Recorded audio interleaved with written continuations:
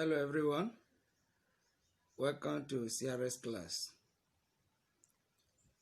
Today we shall be discussing the value of virginity before and after marriage. The value of virginity before and after marriage. Remember, we've talked about the virgin birth, talked about the birth of Jesus Christ and how he was visited by the wise men from the east as well as the shepherd. Today we are going to look at the value of virginity. Mary was a virgin before she was engaged and before she got married to Joseph, so she was a virgin. This is because it is expected of all young women and men to retain their virginity before marriage. Now, when we talk about virginity, we are not referring to girls alone. We are talking about both boys and girls. Okay, so it is very important that both boys and girls keep their virginity, retain their virginity before their marriage. Okay, all right. Now it means that they should not have sex with any man or woman before their engagement and before their marriage. So it is very important that we follow the good example of Mary and Joseph and remain virgins before we marry. This is because, as we have learned in year 7, fornication or sex before marriage has many dangers that is associated with it. Let's take for instance, a girl may become pregnant when she engages in sex before marriage, and when she becomes pregnant, she will feel guilty that she had done something wrong, which she's not supposed to do. She had brought shame and disgrace upon herself and upon her family. And so what will happen? She may try to abort the unwanted pregnancy. Yes, she may try to abort the unwanted pregnancy. And this may result in her early death. You see, when a girl engages in sex before marriage, it may lead into pregnancy. I don't even want to refer to it as unwanted pregnancy, because if you don't want the pregnancy, do not engage in sex before marriage. But when this occurs, the girl may be trying to abort it because she has brought shame upon herself and upon her family. And in the process of trying to abort the pregnancy, she may die. And all her dream may become thing of the past. That will shatter her dream. Okay? If she keeps the pregnancy, she may become a teenage mother. That is another issue. If she keeps the pregnancy, she may become a teenage mother. She may stop schooling just to look after the child. Okay? And her chances of working hard to qualify as professional to serve God in her choosing field are destroyed. So, your dream of maybe becoming a medical doctor, a lawyer, may be shattered, okay? May be destroyed. She may end up as a maid servant or prostitute. Yes, many of them may not continue their education again, and they will resort to doing many jobs like becoming a housemaid, okay, which cannot really fetch you any tangible money that will sustain you, that will make you to live the good life that you would have wanted for yourself. The boys may become a teenage father as well. That is why I say when we talk about virginity before and after marriage, we are referring to both boys and girls. So the boy who impregnated this girl may also become a teenage father. He may have to stop schooling as well to work to take care or provide for the child. Okay? his chances of becoming a professional also are spoiled.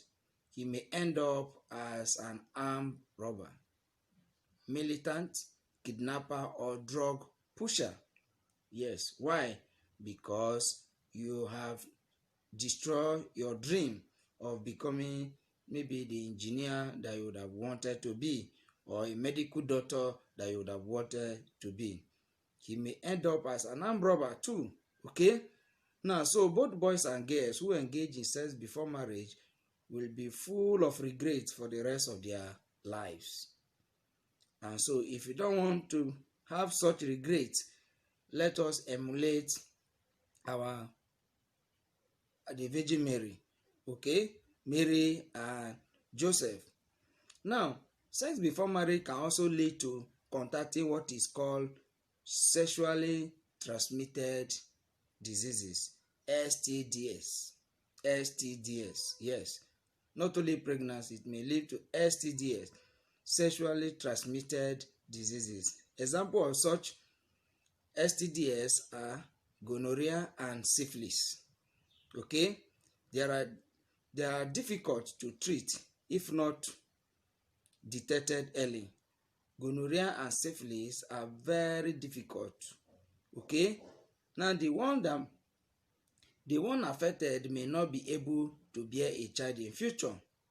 So if you live a careless life of fornication before you get married, the resultant effect is that you are likely to contract sexually transmitted diseases like gonorrhea and syphilis. And when this happens, you may find it very difficult to bear children in future.